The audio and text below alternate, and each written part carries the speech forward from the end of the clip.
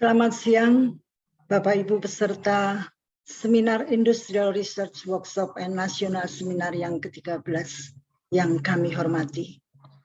Pada kesempatan siang hari ini, saya bersama teman Padmini, Nadia, Waluyo, Wijayani, Hardiastuti, dan Wirawati akan menyampaikan hasil penelitian kami yang berjudul Pemberian Mycorrhiza arbuscula dan Frekuensi Pemberian Penyiraman terhadap pertumbuhan dan hasil tanaman tomat. Tanaman tomat merupakan salah satu komoditas hortikultura yang tergolong sebagai tanaman sayuran yang memiliki nilai ekonomis tinggi. Menurut data statistik tahun 2021, melaporkan bahwa ketersediaan tomat setiap tahunnya mulai dari 2018 sampai 2021 meningkat. Air merupakan faktor pembatas bagi pertumbuhan tanaman tomat. Kelebihan ataupun kekurangan air dapat menyebabkan pertumbuhan tanaman terganggu. Fungsi air bagi tanaman adalah untuk proses fotosintesis, sebagai pelarut dalam proses fotosintesis, proses transportasi unsur hara dalam tanah dan tanaman, dan mengedarkan hasil-hasil fotosintesis ke seluruh bagian tanaman. Perlakuan frekuensi penyiraman dalam penelitian ini digunakan sebagai simulasi cekaman kekeringan. Bahwa cekaman kekeringan ini dapat mengakibatkan rendahnya laju penyerapan air oleh akar tanaman yang berimbas pada penurunan laju transport air dan hara. Mycorrhiza dapat membantu pertumbuhan akar serta meningkatkan serapan unsur B dan unsur hara lainnya, yaitu antara lain N, K, Zn, Co, S, dan Mg, dan meningkatkan ketahanan terhadap cekaman kekeringan serta memperbaiki pertumbuhan akar. Tujuan penelitian adalah menentukan dosis Mycorrhiza arbuscula dengan frekuensi penyiraman bagi pertumbuhan dan penyiraman. Metode percobaan faktorial disusun dalam rancangan acak kelompok lengkap dengan 3 ulangan. 1 unit percobaan terdapat 10 tanaman. Dan percobaan lapangan ini terdiri dari 2 faktor. Faktor pertama adalah pemberian dosis Mycorrhiza yang terdiri dari 5 aras, antara lain tanpa Mycorrhiza, kemudian Mycorrhiza dosis 20 gram per tanaman, Mycorrhiza 15 gram per tanaman, plus pupuk SP36 dosis 5 gram per tanaman. Kemudian Mycorrhiza dosis 10 gram ditambah dengan pupuk SP36 dosis 7,5 gram. Kemudian hanya menggunakan pupuk SP36 dosis 10 gram per tanaman. Faktor kedua adalah frekuensi penyiraman yang terdiri dari penyiraman 1 hari sekali dan penyiraman 2 hari sekali.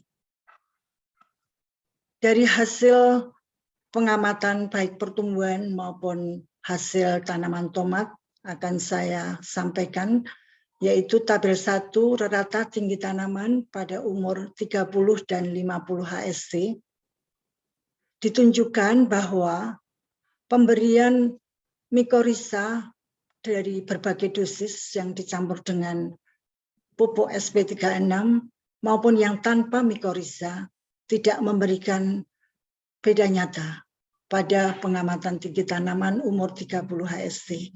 Sedangkan pada umur 50 HST, pemberian Mycorrhiza ataupun SP36 dosis 10 gram per tanaman maupun campuran antara Mycorrhiza dengan pupuk SP36 menghasilkan tanaman nyata lebih tinggi dibandingkan dengan yang tanpa Mycorrhiza. Frekuensi penyiraman 1 hari sekali menghasilkan tanaman nyata lebih tinggi baik pada umur 30 maupun yang 50 HST dibandingkan dengan yang penyiraman 2 hari sekali.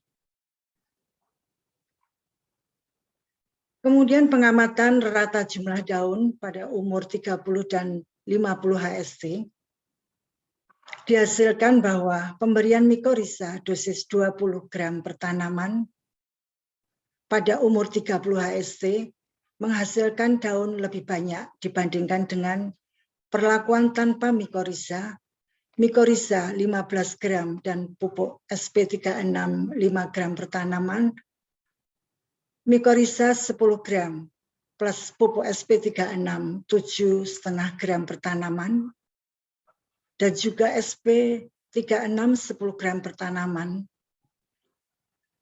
Kemudian yang 50 HST, perlakuan mikorizа 20 gram per tanaman dan gabungan mikorizа dan pupuk SP36 serta hanya pupuk SP36 dosis 10 gram per tanaman memberikan daun nyata lebih banyak dibandingkan dengan yang tanpa mikorizа. Kemudian frekuensi penyiraman satu hari sekali memberikan jumlah daun nyata lebih banyak, baik umur 30 HST maupun 50 HST dibandingkan dengan penyiraman 2 hari sekali.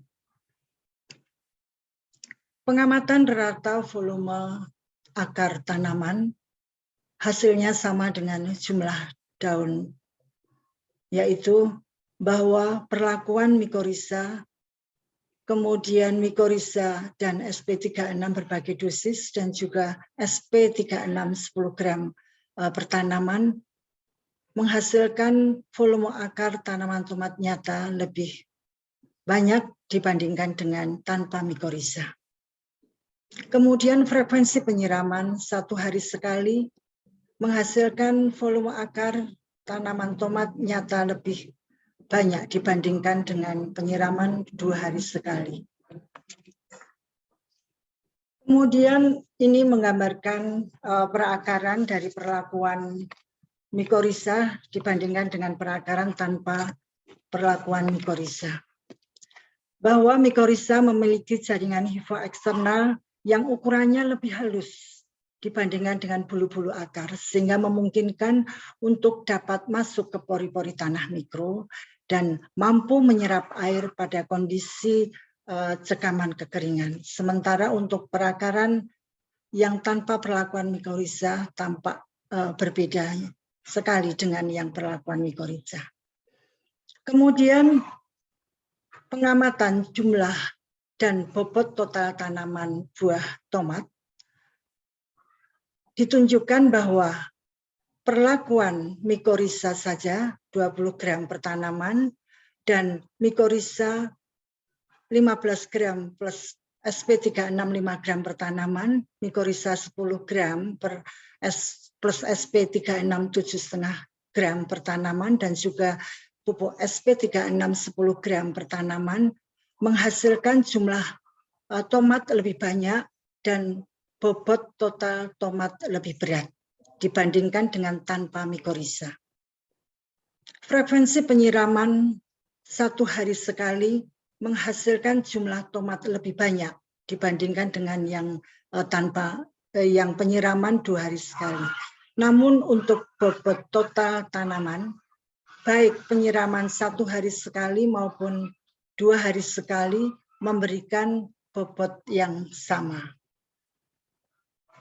Kesimpulan hasil penelitian ini yaitu bahwa pemberian mikorizа arbuscula dan SP36 berbagai dosis menghasilkan tanaman nyata lebih tinggi pada umur 50 hari setelah tanam dan jumlah daun lebih banyak serta jumlah tomat dan bobot buah tomat total yang lebih berat dibandingkan dengan tanpa mikorizа.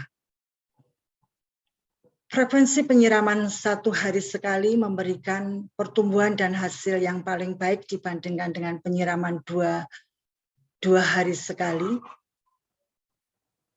kecuali untuk yang bobot tomat itu baik penyiraman 1 hari sekali dan 2 hari sekali menghasilkan bobot tomat yang sama.